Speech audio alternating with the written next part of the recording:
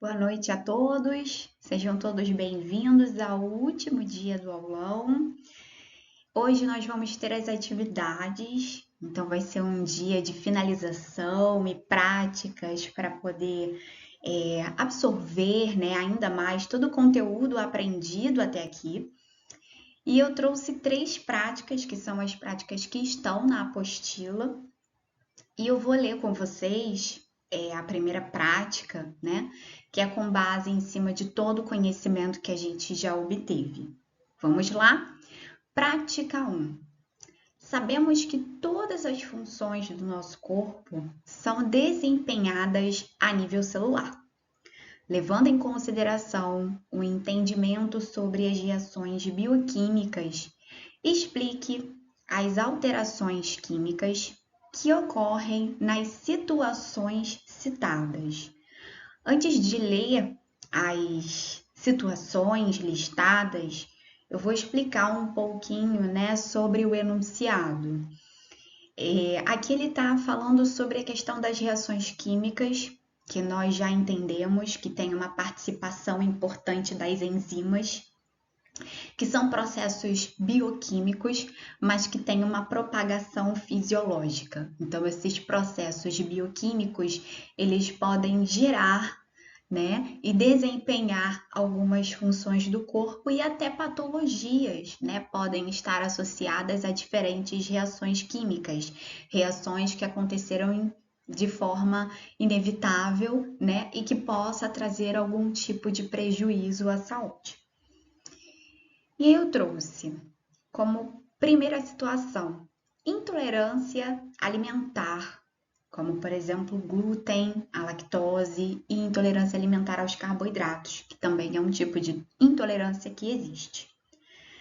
Catabolismo, cetoacidose metabólica ou cetoacidose diabética, gota e hipercapnia, que seria o acúmulo de gás carbônico no corpo. Vou dar um momentinho, alguns minutos, para que vocês possam pensar um pouquinho sobre essas situações e levar a nível molecular, o que pode estar acontecendo para gerar essas alterações, ok?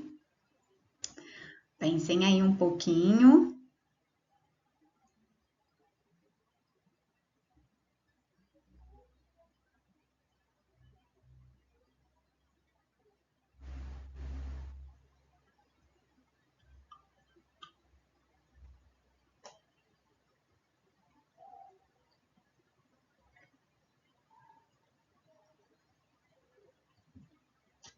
Vamos falar sobre elas? Vamos lá? Bom, todas essas alterações, elas são mediadas por reações químicas, E diferentes reações químicas acontecem em cada situação dessa. Vamos para o primeiro caso, que é a intolerância alimentar. Quando a gente pensa a nível bioquímico, nós sabemos que existem enzimas necessárias no nosso corpo para desempenhar as mais diferentes funções e que cada enzima é destinada a um processo diferenciado. Existe uma enzima para cada reação química. E no caso das intolerâncias alimentares, elas acontecem por deficiência de uma enzima, Provavelmente a enzima que possa gerar algumas dessas intolerâncias, como o glúten, como a lactose e como o carboidrato, E aqui envolve o processo digestório.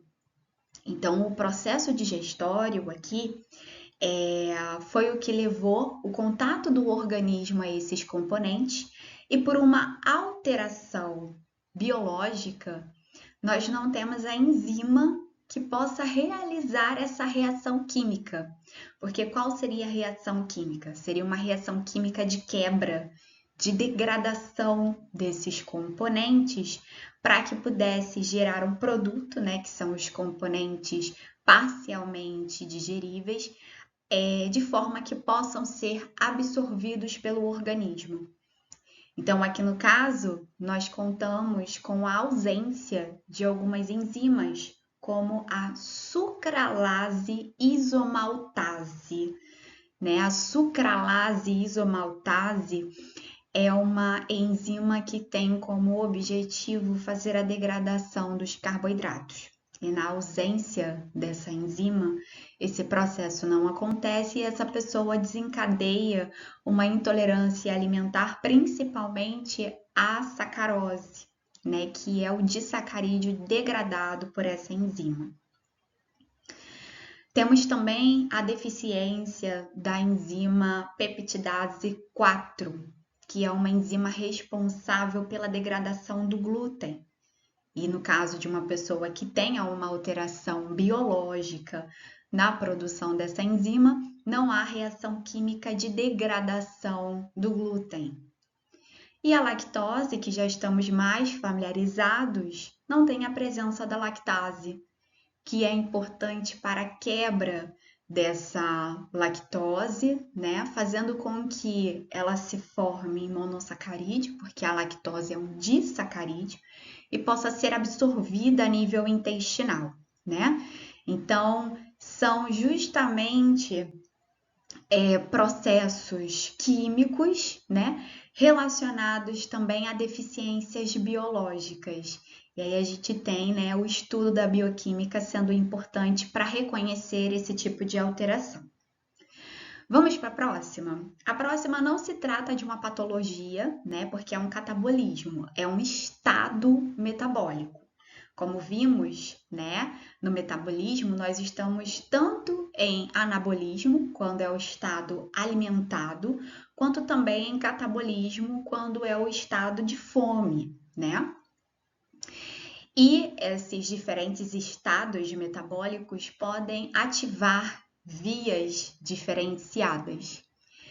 E o estado catabólico é um estado de degradação, né? Degradação do quê? Degradação das nossas macromoléculas, né? De reserva. Então, nós utilizamos as nossas reservas biológicas para obtenção de ATP. Então, aqui nesse estado catabólico, são desencadeadas, né, e ativadas vias metabólicas de degradação, como, por exemplo, a beta-oxidação, que é justamente a quebra de ácido graxo e reações químicas em cima dele para obter acetilcoenzima A, né, que vai entrar no ciclo de Krebs para a geração de energia. Também a degradação da proteína, né, dos aminoácidos, né, que vão levar justamente à obtenção de energia, né? Então, são ativadas justamente essas vias. Além da glicogenólise, né? Que seria a quebra do glicogênio para a obtenção de glicose para a geração de energia, né? Então, as reações químicas realizadas nesse processo de catabolismo são as vias de degradações, que são cascatas de reações químicas para obtenção de energia. Cetoacidose metabólica ou cetoacidose diabética, nós falamos sobre essa alteração nas nossas aulas, né? Ela é bem parecida com catabolismo, porque ela ocorre justamente a partir da degradação do lipídio, né, a longo prazo. Por isso que a gente chama, né, de cetoacidose diabética, porque é um estado em que pode acometer os diabéticos descompensados, aquele diabético que tende a estar com a glicose alta, não consegue utilizar aquela glicose como fonte de energia e o corpo entende como se estivesse num estado não alimentado. E aí começa a gerar um processo de degradação, né, das nossas reservas de forma mais intensa. E esse processo a longo prazo pode gerar um aumento de acidez metabólica, porque a utilização de lipídio, né, como fonte de energia, gera a produção de corpos cetônicos, que causam um processo tóxico, além de gerar íons de hidrogênio, que conferem acidez ao pH sanguíneo. Essa alteração, ela é letal, né? Então, aqui eu tenho também o desencadear de reações bioquímicas voltadas à degradação das nossas reservas. Então, o aumento das reações químicas voltadas à via de beta-oxidação e voltada à degradação proteica, tá? Gota. Gota também é uma patologia, né? Assim como a cetoacidose. A cetoacidose é uma patologia causada ou por uma restrição alimentar ou por uma diabetes descompensada. Diferente do catabolismo, que não é uma patologia, é um estado metabólico. A gota é uma patologia ocasionada pelo acúmulo de ácido úrico na corrente sanguínea, pelo processo de alimentação ou pelo uso de fármacos. E essa concentração de ácido úrico, ela pode levar, né, a uma concentração, né, uma deposição de ácido úrico nas estruturas corporais, principalmente nas articulações. Aqui acontece uma reação química de associação, né, de união, de ligamento, né? Ocorre uma ligação da molécula de ácido úrico com as estruturas articulares, ok? Então, essas reações fazem com que haja uma formação de cristal que pode proporcionar dor, inchaço, vermelhidão nas estruturas do indivíduo, ok? Como reverter esse processo? Com um controle realmente do ácido úrico. Então, controlar a quantidade de alimentos ricos em purina, controlar a ingestão de água, né? No caso, aumentar esse aporte, né? E também, de repente, trocar o fármaco a ser utilizado, se dependendo entre os efeitos colaterais dele for o aumento do ácido úrico, tá? Isso faz com que ocorra menores ligações, né, entre moléculas através de reações químicas e não haja esse processo de cristalização das articulações. E muito menos estado inflamatório, né, a partir dessa formação de cristais.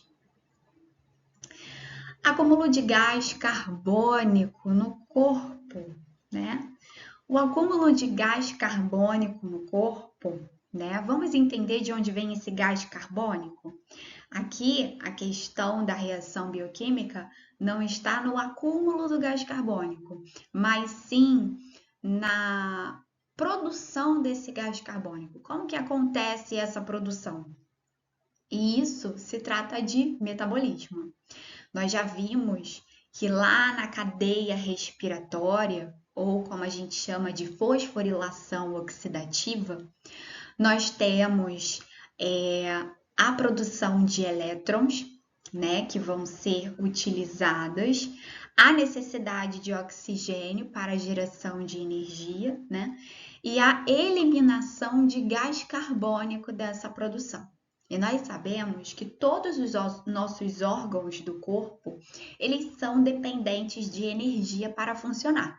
Então, todas as células do corpo possuem mitocôndria e essas mitocôndrias são produtoras de energia por realizarem processo metabólico, né? Que a gente chama de respiração celular, justamente porque precisa de oxigênio e produz gás carbônico como componente final.